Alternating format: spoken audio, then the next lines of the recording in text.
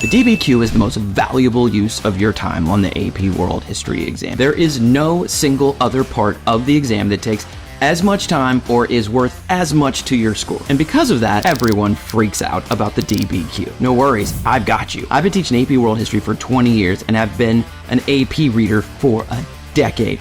I literally just finished a stack of these bad boys an hour ago. So you're in good hands. I've been at this D.B.Q thing longer than you've been alive. And in this video, I'm gonna walk you through exactly how you can get a perfect score on the D.B.Q section of your AP World History exam. Now this video is all about getting to know how the D.B.Q works and how to be successful at writing one. But if you wanna see me write a real D.B.Q in real time, head over and pick up my ultimate review packet. I sit down in real time and walk you through how I would step-by-step work through a D.B.Q like you will this May. This includes 2 never-before-seen D.B.Qs that I had created by a content creator who has created content for the College Board just for my ultimate review packet. Real-time, unique D.B.Qs, some legacy D.B.Qs. Check it out.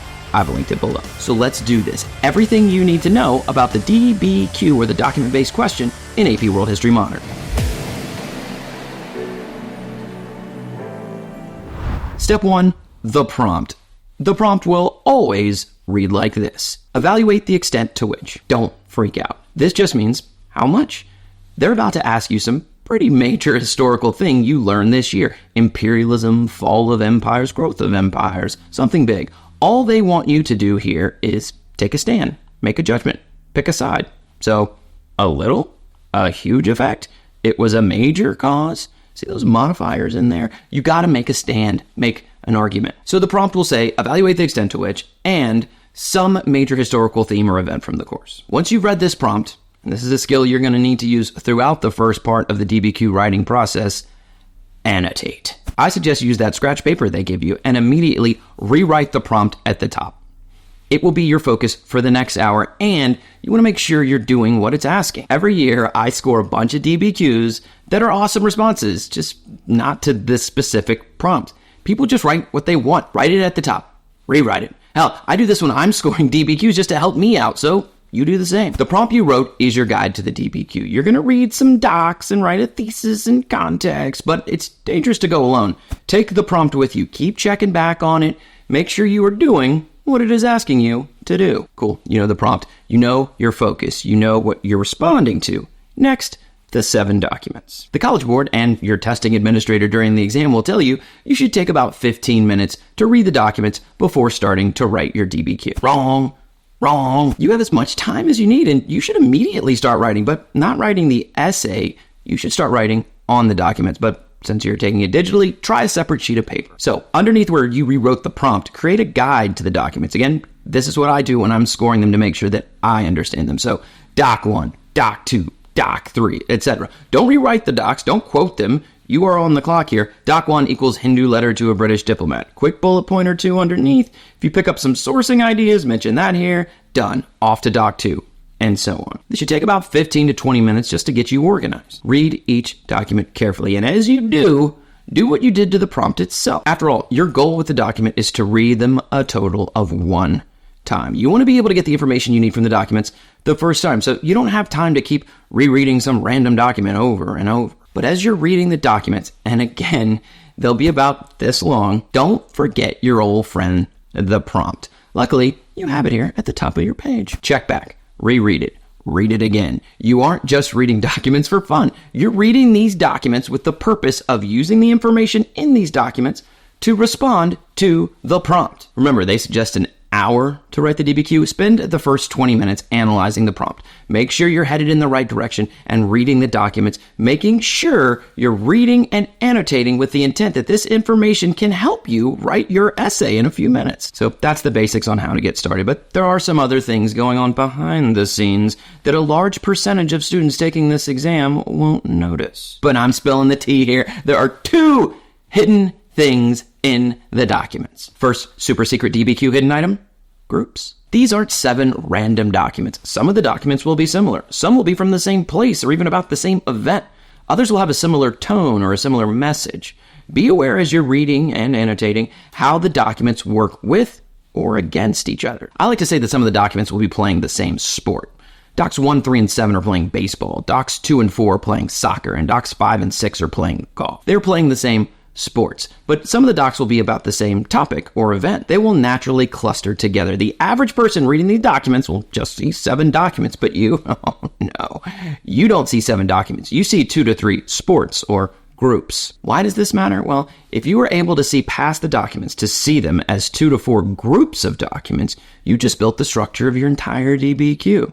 And I'll go over how to structure your D.B.Q in a minute, but these different sports, these are your body paragraphs. After your introduction paragraph, write a paragraph about the baseball documents. Skip a line, indent, write a paragraph about the soccer documents. Skip a line, indent, write a paragraph about the golf documents. So the first super secret D.B.Q hidden item, these documents will be groupable. Be on the lookout for possible groupings. The other second super secret D.B.Q hidden item, what's not here? What's missing? As you read the documents, of course, you'll see different documents playing different sports, 3 baseball documents, 2 soccer documents, and 2 golf documents, but the College Board will intentionally leave something out. They can't include every single thing that might help you with the prompt in only 7 documents. So where is the second super secret D.B.Q hidden item? Simple. It's in your head the whole time. What else do you know about this topic? Look back at your annotated documents, all 7 of them, right? Look at the prompt. Look at the documents. Now look back at the prompt. Now look back at the documents. Is there anything you know from taking AP World History all year long that could also support the argument that you made? So, 2 super secret things to keep an eye out for. 1, there will be groups. And 2, something is not present in the document. It's beyond the documents. You read the prompt. You've read the documents. You've grouped them together. That's the heavy lifting. You have your game plan. Now you just have to implement it. So remember, the D.B.Q is scored out of 7 points. Here's how I would organize your D.B.Q to get these points. First point, contextualization. This is the Star Wars scroll. Look back at the prompt on your scratch paper. What do you know about this topic? Could you put this topic into context?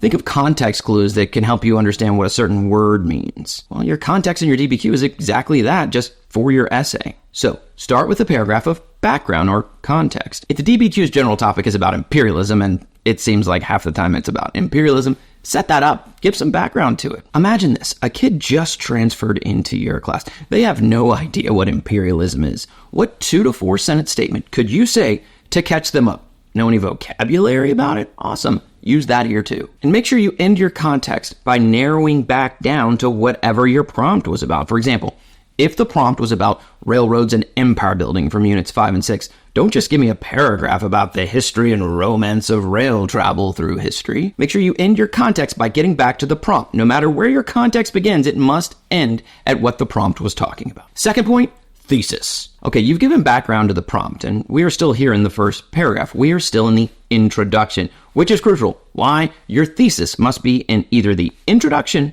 or the conclusion. So after your context, your next sentence in this same paragraph should follow this formula. First, restate the prompt. So if it was evaluate the extent to which railroads affected empire building, you write, railroads had a massive impact on empire building. Boom. Remember, you do have to evaluate the extent to which just means how much. So massive impact, that's a pretty big extent. Next sentence, railroads affected empire building by blank. Name 2 or 3 measurable ways that railroads affected empire building. Don't just say a lot. Don't just say politically and economically. These aren't what the College Board calls establishing a line of reasoning. You need to name actual measurable ways that railroads affected empire building. Try using action verbs here. Here's an example. Railroads affected empire building by connecting distant parts of their empire, building nationalism amongst the indigenous populations, and allowing empires to extract more wealth more quickly to return back home. Look, I know what you're thinking. Not fair. Freeman is an AP World History teacher. Of course he knew that. False. How do I know that? It was in one of the freaking documents. I would never associate railroads with nationalism, like ever, but there were a few documents that talked about it, so throw that into your thesis. All right, you have your thesis there at the end of the first paragraph. Reread it. Could you support that with any evidence from the documents that you just spent 20 minutes breaking down? The answer should be yes. Why? That's what the rest of your essay is about. Supporting this statement, this argument, this thesis with evidence from those 7 documents. One last thing on your thesis, it will come back later. Or fast forward to the end and you can hear me talk about it then, but I will bring it up one last time at the very end of this video. We are not done with the thesis. This was just our first attempt. Third point, describing the documents. This is, without a doubt, the easiest point on the entire AP World History exam. I can't tell you that you're going to slay the SAQs. Those SAQ topics might be all the things you're weak on historically. Same for the LAQs. You could fall asleep during the multiple choice. I mean, it's pretty early in the morning. But this point, you can get, yes, you. I don't care who you are. I don't care if you're some history guru or this is the first history class you've ever taken. You will get this point. All you have to do is describe the content of 3 of the documents. That's it. Seriously. If you say Doc 1 says this, Doc 2 says this, Doc 3 says this, boom. As long as you aren't just quoting the documents or reading the documents incorrectly or misinterpreting what they're trying to tell you, then you get the point. So whenever you bring up a document, before you try to use the document to support a thesis or get to the sourcing of it, just briefly write 1-sentence summary of what's going on in that document. That's it. Do this for all 7 documents. What if you completely screw up 4 of the documents? It doesn't matter. You got 3 right, therefore, you get the point. There are a large number of people who will get zeros on the D.B.Q. Not you. You will earn this point. For every document, briefly describe what it's saying. Point 4, supporting your thesis. Okay. This is where we separate the 3s, 4s, and 5s from the 1s and 2s. Quick recap. You have that sweet intro paragraph, right? You really set up your essay by giving it some historical context to the whole thing. Then you ended that with a baller thesis that both evaluates the extent to which, how much, and directly responds to the prompt and establishes that line of reasoning. Space down, indent, second paragraph.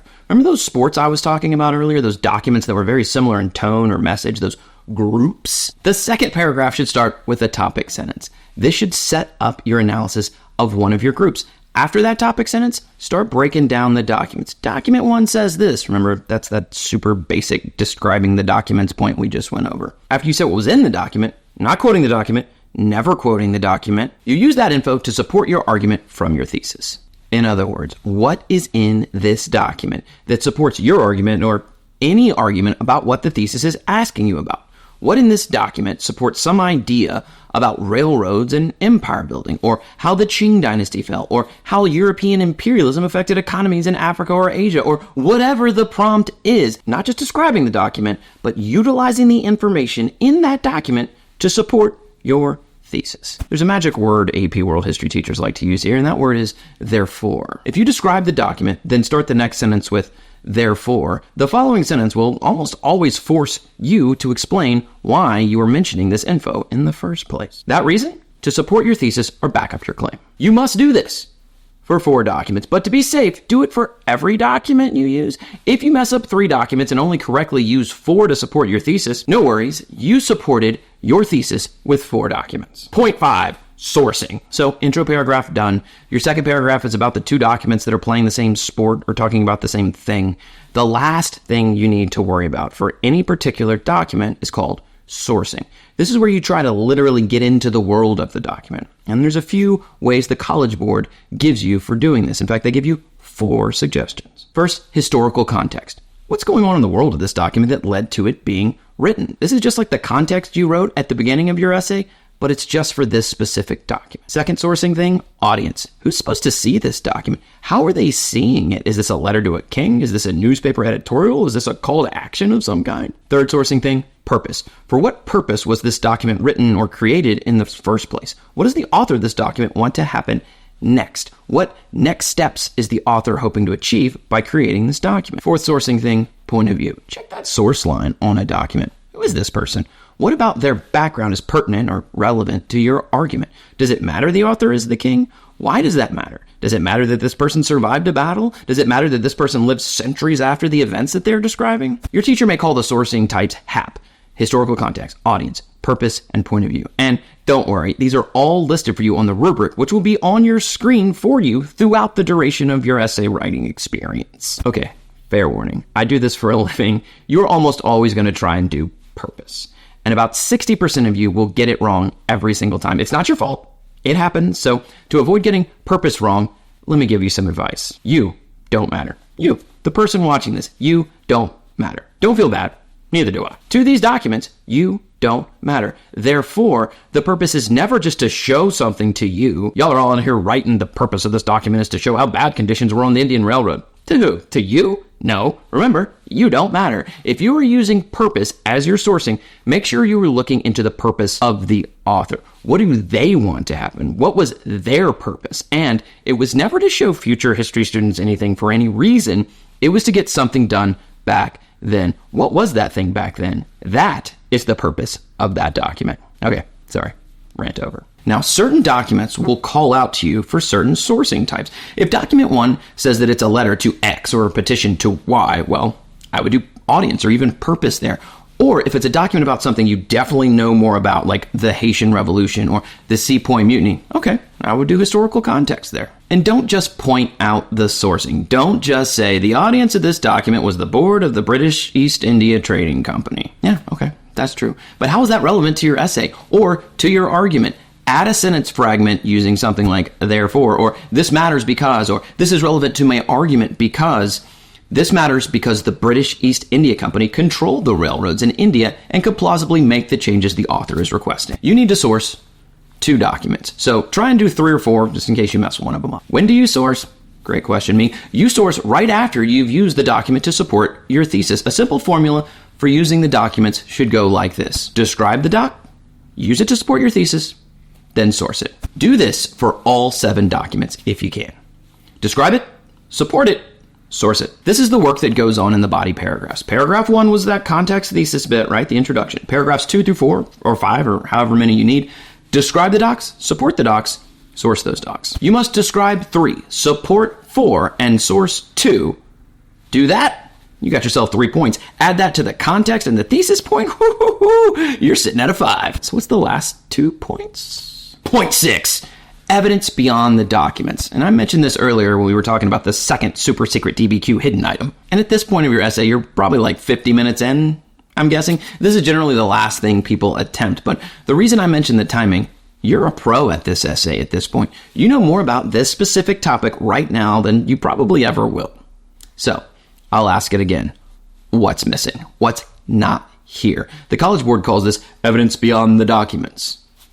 Do you know anything else that could support your thesis? That brings up another point. You can't just mention something else you know about this topic. You need to treat this like any of the other documents you used earlier. Describe it and support it. Other thing you know. Maybe it's a D.B.Q about imperialism and the economy, and none of the documents talk about China. What? How could they leave China out? Well, they did it intentionally just to give you a window to use your imperialism and China knowledge to drop a nugget about the Opium Wars here. Again, you can't just be like, oh yeah, this is like the Opium Wars. You must use this evidence to support your argument, to back up an argument you made in your thesis. This is tough.